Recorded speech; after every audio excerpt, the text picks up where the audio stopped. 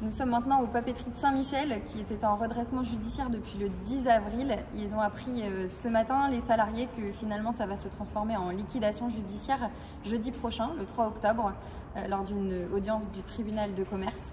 Nous sommes avec le délégué syndical CGT, Frédéric Grelbin. C'est ça, bonjour. Bonjour, et Alexandre Costa, secrétaire du CSE. Donc comment ça s'est passé la réunion ce matin ? C'était assez tendu, c'était assez calme par rapport à d'habitude parce que on savait qu'il y avait des choses importantes qui allaient se dire.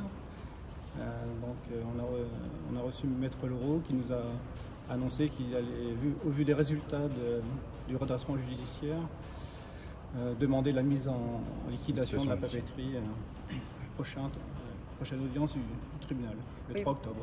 Parce que donc des objectifs avaient été mis en place dans le cadre de ce redressement et qui n'ont pas pu être atteints en termes de chiffres, ça donne quoi? Oui, c'est ça, on avait un objectif de 160 tonnes jour, 4600 tonnes par mois à peu près, et donc on n'a jamais pu atteindre.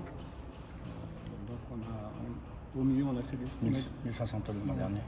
Au mieux on a fait 2600 tonnes, et ensuite à partir de juillet ça s'est cassé la figure. D'accord, à cause d'un manque notamment de matières manque premières, de trésorerie pour acheter cette matière première, ouais. C'est ça le nerf de la guerre. C'est ça. Vous avez une machine qui est à l'arrêt en ce moment. Vous pouvez nous expliquer ce qui s'est passé? C'est une machine suite à la guerre en Ukraine et l'explosion du prix du gaz, de l'électricité. Donc c'est une machine qui a été mise à l'arrêt depuis septembre 2022.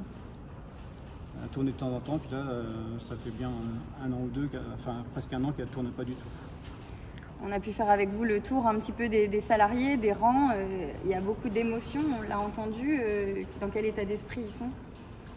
Je pense que bon, ils étaient un peu préparés parce que comme Alexandre le disait, même Sébastien qu'on a vu tout à l'heure,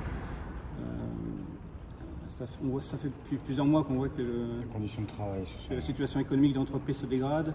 Donc on savait que ça ne pouvait pas continuer de très longtemps comme ça, quoi. Ils s'y étaient préparés, mais malgré tout, il y a de l'attachement et au moment où le coup près tombe, on a toujours l'impression, nous, à partir du 10 avril, on s'est mis en mode combattant. On était assez optimiste pour essayer de redresser la situation, mais bon, ça n'a pas suffi, quoi. Aujourd'hui, le seul espoir, ce serait un repreneur? Oui, c'est ça. On nous a parlé d'un fonds d'investissement, mais bon, ça reste assez hypothétique, mais c'est sûr qu'on a toujours envie d'y croire.